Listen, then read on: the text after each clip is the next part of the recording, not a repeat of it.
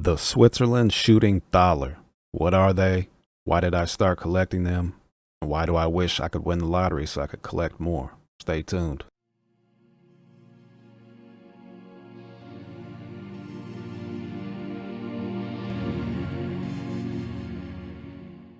Silver Stacker here. So what are Swiss shooting Thalers? Well, let's head on over to MCM. They got a good write-up about it. Shooting Festival Thalers. Swiss shooting Thalers are commemorative coins issued by 26 cantons or member states of Switzerland. They pay tribute to the shooting festivals or Schützenfest that take place regularly in Switzerland. These shooting thalers are very popular with world coin collectors and are well known for their beautiful and intricate designs depicting marksmanship, heraldry, patriotism, and various cantonal themes. The thaler itself is a well-known European coin that was issued and circulated for roughly 400 years between the 15th and 19th centuries. They were issued by a number of different European countries, and their high silver content allowed them to be heavily used for trade. Additionally, thalers strongly influenced the creation of Spanish milled dollars both in use and name.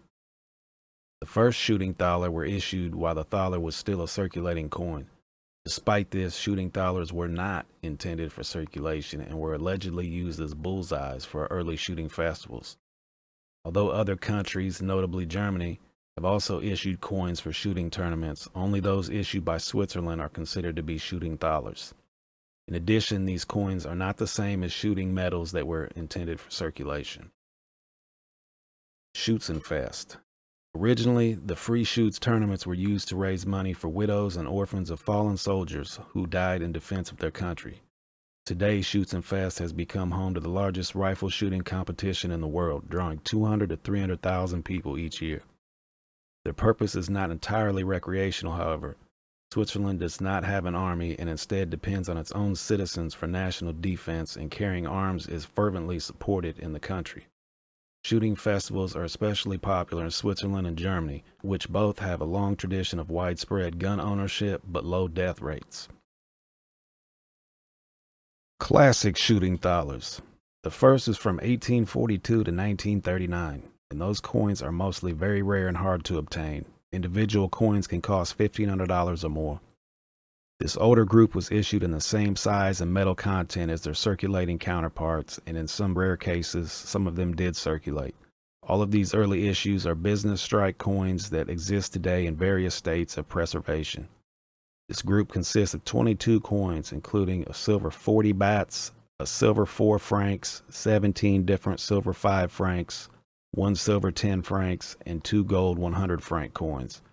This first series ended in 1939 with the outbreak of World War II.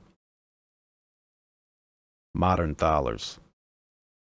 The second period consists of silver and gold proof coins issued since 1984. These shooting thalers have some great designs that typically feature images of Helvetia, the Swiss version of Lady Liberty, who represents Switzerland, and its finest details on the reverse. The modern silver issue has a diameter of 37 millimeters and a weight of 25 grams and are made of 90% silver. Mintages for recent issues have been much lower than they were in the 80s and 90s. The lowest mintage for silver was the 2013 silver coin with only 1,000 issues. Completing a set of the 29 silver proofs issued since 1984 is a doable though challenging goal. PCGS and NGC both have registry sets for that group of coins. Some of these issues have very low populations of proof 70 examples. Because of their popularity, great designs, and low mintages, modern shooting thalers have a solid track record of performance in the numismatic marketplace. Okay, now if we head over to coinbooks.org. Although the purpose has changed, the shooting contests continue to this day, now regulated by the federal government. The Swiss are avid supporters of the right to carry arms. Because they do not have an army, they depend on the citizenry for the national defense. Recreational shooting is popular, in fact, so much that the annual Wildschießen weekend, the largest rifle shooting competition in the world, sees 200,000 in attendance every year. While a large percentage of households contain guns, the murder rate in Switzerland is one of the lowest in the world. With each shooting festival, a commemorative medal was minted. For the collector, there are two distinct periods to consider when collecting shooting festival commemoratives. The first run is from 1842 to 1939. These coins are commonly called shooting thalers and for the most part are the equivalent in size and metal content to their legal tender counterpart. As such, these coins were circulated outside the festivals, although technically they are metals. The second period, the modern commemoratives, run from 1984 to current date. These coins are not considered legal tender and were meant to be exchanged only during the festival. Now, if we head over to Wikipedia, almost done, guys. The first shooting medals were struck in honor of the officers' shoot held in Llangollen Burn in 1822. Shooting medals continued to be made in great numbers, minted in a variety of metals.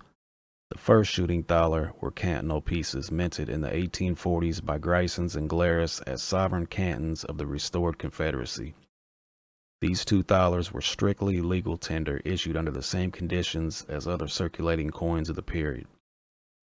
The Geneva issue of 1851, with a mintage of only 1,000 pieces, is the rarest of the shooting thalers and has consequently attained the highest collector's value. All 19th century federal shooting thaler issues were minted to legal fineness and were given the denomination of 5 francs. But from 1865, Switzerland was a member of the Latin Monetary Union, and since the shooting thalers were not included in the mintages authorized by the Union, they are considered semi-medallic and not technically legal tender, even though they did circulate. Circulation was tolerated by the federal authorities. The last thaler of this series is the 1885 Bern issue.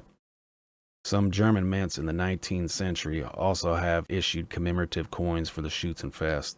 In 1927, the Monetary Union ceased to exist. Mintage began on a new series of shooting thalers in 1934 in honor of the shooting festival in Fribourg, and another design was issued in 1939 for the Lucerne Festival. The 1934 issue was the last official shooting thaler that matched the circulating counterpart in both diameter and weight. The 1939 issue were not the same size and weight as their circulating counterparts, but both issues were redeemable only at the shooting festival or participating businesses. The federal festival, and with it the production of shooting thalers, was interrupted by the outbreak of World War II. For the federal festivals of 1949 to 1977, commemorative coins were made but not to official specifications. With the rising popularity of collecting commemorative coins in the 80s, fine silver coins dubbed Schützenthaler have been privately issued for cantonal and federal festivals. All right, if we scroll down here, there's some examples. See if I can zoom in.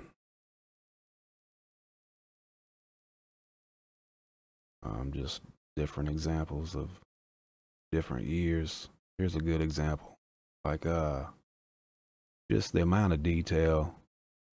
Some of these old ones, 1865. I mean, look at the detail on that. Unbelievable. I got some more examples I'm going to share with you guys, but some of these just, I mean, looks better than the stuff some mints are putting out at present day, and this was in the mid and late 1800s. Here's one, 1896. Look at the high relief, the detail, just amazing coins. 1984. So this is the modern era. 1985, 87, 88, 89, 90, 94, 97, 2008. This is actually a remake of an older one from the late 1800s, I believe. The older one actually looks better. 2009. Some of the newer ones look really nice too. There's a 2015, 2018, 2019, it's 2020.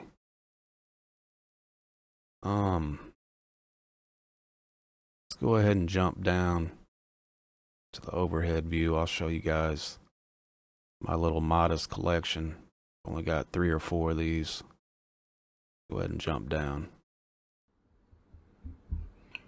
Alright guys, here's one of the first Swiss coins I found browsing through eBay. And you can pick these up for about 20 bucks.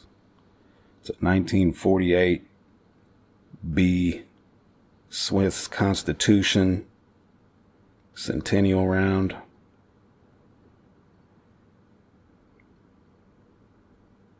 And I mean, these are nice. They're not as amazing as some of the older ones, but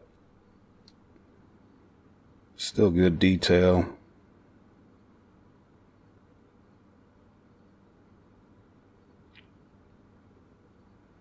Side markings. You can, like I said, uncirculated, you can get these for about 20 bucks. So I bought this on eBay, and that made me go down the Swiss coin rabbit hole, where I found out about the shooting Thalers, and then I picked up this one right here, which I'm not sure if it's even considered a shooting Thaler.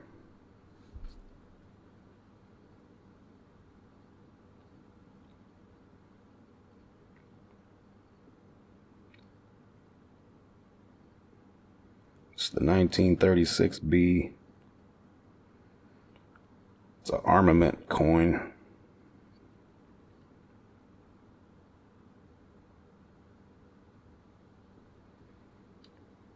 Maybe somebody knows more about this and can tell me about it, because I can't find much information other than I thought the design and detail was cool on it. So this one was a little more. I can't remember what I paid. It was between, I don't know, I think it was about 100 bucks.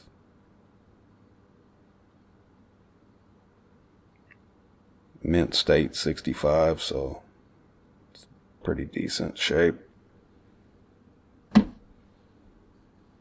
Then I grabbed this one.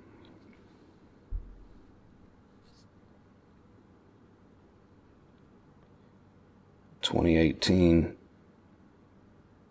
shooting Thaler.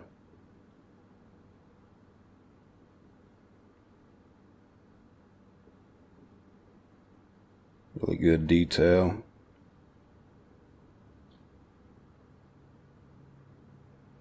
Then I kind of got hooked on these things. I'd like to buy more, but it's just hard to spend 140 bucks on a 25 gram, what's considered a metal and not a coin, even though they do carry numismatic value and they're collectibles. So you got to mix it up. I'll buy a certain amount of generic silver to stack, and then I'll pick up one of these. It's a 2013.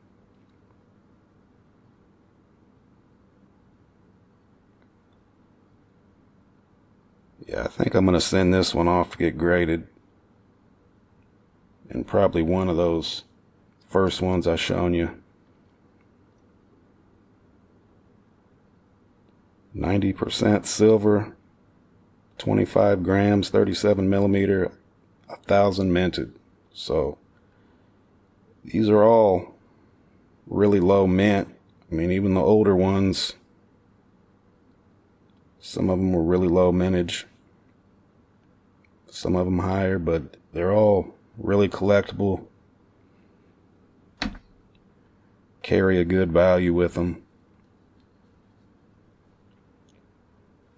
I enjoy them. Let me hop back to the screen here. Alright, so that's the end of my video. This is one of those series of coins. Either you love them or hate them. I mean, if you've watched thus far, you're probably interested in them or interested into getting into them. The history behind them is really great. the amount of detail, the collectability, the small mintage. I don't know how good of an investment they are. They're very collectible. They seem to hold their value. But the bad part is, I mean, you're looking at 120 to 150 bucks bare minimum to even grab one of these, and that's a more modern one that's a lot more abundant. So if you have any more info about these, or maybe you live in Switzerland, you have some info to share, just add in the comments. Don't forget to like and subscribe. Thanks for watching.